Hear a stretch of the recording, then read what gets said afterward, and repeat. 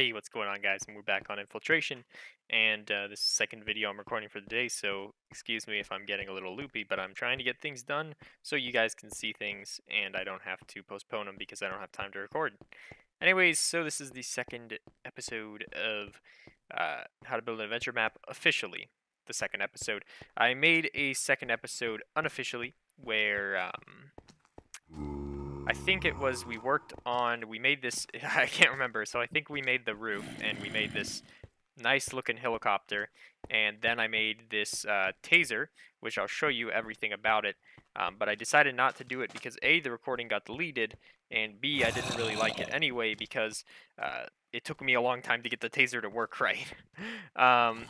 But without further ado, let's check it out. So the taser is pretty simple. You go like that, you lose the taser, he gets a little electrocution, he can't move, zap, zap, zap, now he's back, and it gives you back the taser after you tase him. That's because of the map mechanic. I want them to be able to reuse the taser. Anyway, so you do that, tases him, zap, zap, zap, he's got this little electrocution, then you get the taser back. Now, it took a long time to get that right. It's very difficult. I suggest if you're making map mechanics, it's a lot of trial and error trying to get things to work correctly. You'll have bugs, and just make sure you have backups of your world, or you know how to fix things if you screw things up. Because I summoned quite a bit of creepers one time. Anyway, so this works, I think, pretty good. It looks really nice. And also, if I do that and I go into Game Mode 2, I can try hitting him. I can hit him, but I can't move him away from where he is. So that's also another good feature. So that's what we got so far. Taser. It's literally just this item here. And I'm not going to show you. I'm not going to work on it right now. Like show you guys what's up right now. But it's really complicated. And if I tried to show you, it wouldn't. It would take up more of our time than I would want to.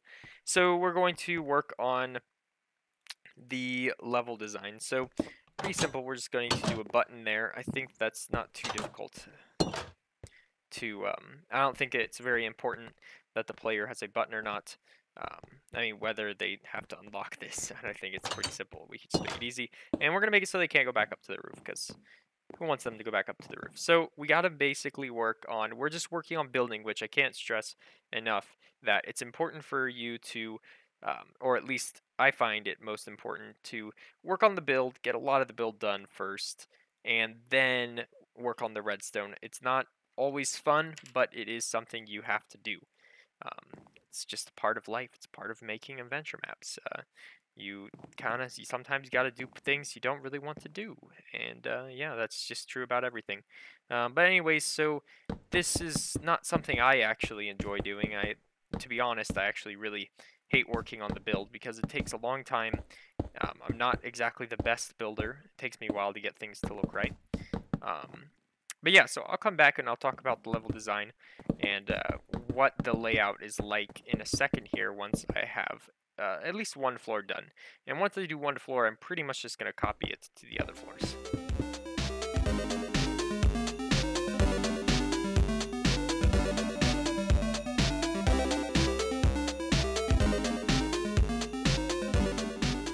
Okay, so let's go over what we have so far. So here we have this little access staircase. I made it small because you're not supposed to really go on the roof. I might close this off as well. That might be smart. But yeah, we'll make this a little bit closed off real quick. Okay, so close this down. Sorry, no access. Anyway, this is the little way to the roof. We'll make it like that, and we'll give it a iron door. So it's shut. Okay. So here we have a floor. This is what I consider like the mission control floor. This is where here we have the room here. This is, as you can see, it's really special because it's locked off. This is supposed to be the secret meeting room. There's no windows. It's supposed to be where they meet to talk about the missions and stuff, but that's just lore. That's not really anything that they'll care about in the actual map.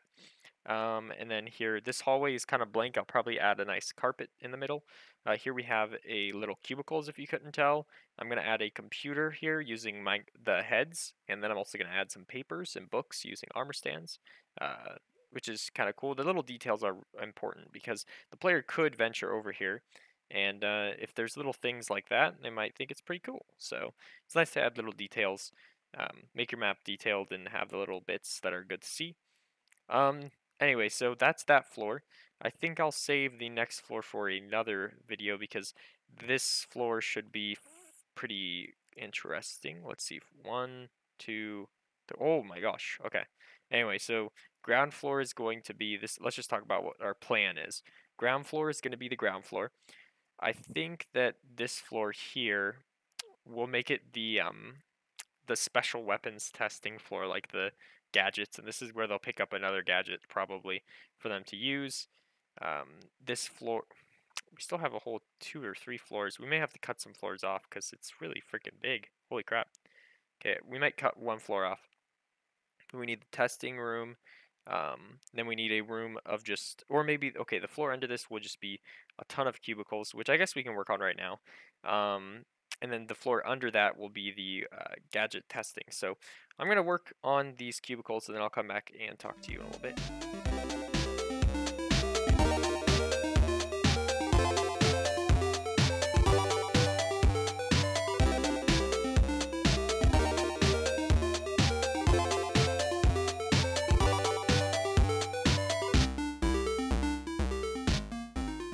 Okay, so we did it. That was actually really easy because what I did was I went to F3 and I used this little arrow marker so I could clone the bottom corner, top corner, just cloned it because it's not really important for the story, so might as well copy a little bit. Of course, we can always hide some Easter eggs in here to give it some special touches. There's no lighting, if you might have noticed yet, because I do the lighting last, I do the build first, and then I incorporate the lighting. It's really similar.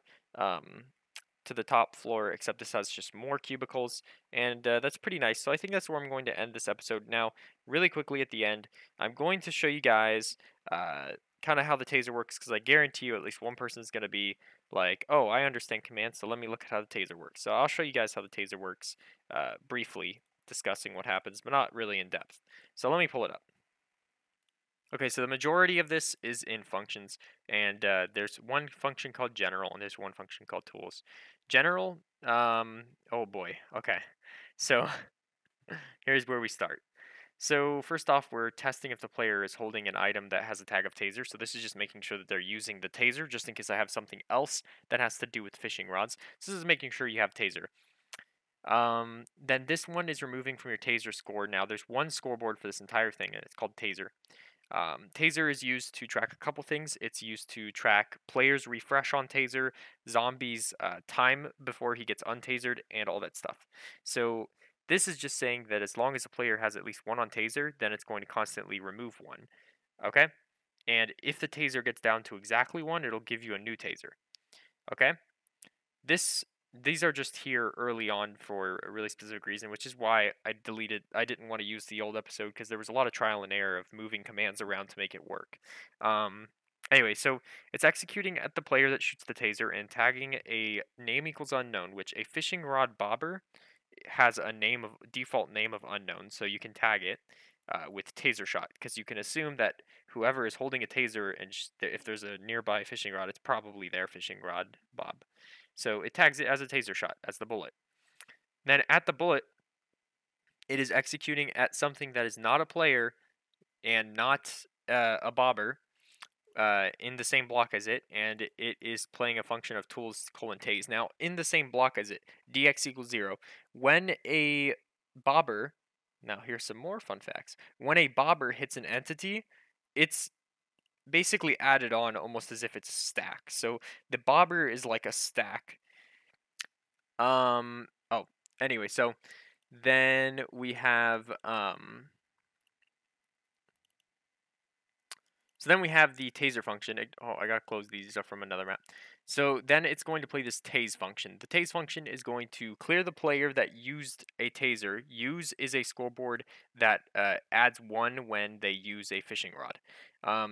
If they use the fishing rod, anybody that has used the fishing rod when the thing gets tased will lose a fishing rod. Then it's going to set that player who used the fishing rod. It's going to set their score of taser to 150, which will then count down by 1 about 20 times a second. So 150 divided by 20 is 7.5. So they will get another taser back after 7.5 seconds because it's constantly counting down from 150. Then this just resets their use score. Summons a creeper for the little effect, so you can see the little electricity looking stuff. Summons an invisible creeper there. Gives the zombie that or whatever you tase no AI, and it is adding a tag to them called tased, and it is killing the bobber. Okay, so that gets rid of the bobber and the fishing rod and all that stuff, and tases the zombie. This one is constantly teleporting the zombie to the invisible creeper since the creeper will not move, guaranteeing the zombie will not move either. This is adding 1 to the taser score for the creeper, and when it counts up to 100, which is 5 seconds, at the creeper it will turn no AI to 0 for any entity that's in his radius of in the same block as it, which would be the zombie that's tasered. And then it also removes the tag of anything that is in the same block as it, and it teleports the creeper down to negative 400, effectively killing it. And then this last one just removes the player's tag of taser, so that once it goes through this whole stack, if it basically adding this at the end makes it so it adds my tag when I'm holding the taser, and then when I remove it, when I'm not holding it anymore, I won't have the tag anymore. That's just why you add that at the end. Okay, complicated stuff. I didn't want to go over it too in depth, and you can kind of see why now, hopefully. Anyways, that was it for this episode. I don't know how long this is going to be. Hopefully not too long. I did skip through a lot of the building, but we have a taser. We have a roof with a really nice looking helicopter here. If you wanted to look more in depth at it, here's a helicopter. I think I used the tutorial for this, but it looks pretty nice. Not too important, um, but it is a really nice looking helicopter. And then we also have the 2 floors below that we worked on just briefly. Anyways, guys, thanks for showing up and watching the video. Hopefully you found some things in this useful, some tips useful, and we will be back with another episode as soon as I have the time to record it. Anyways, guys, thanks for watching, and I'll catch you all later.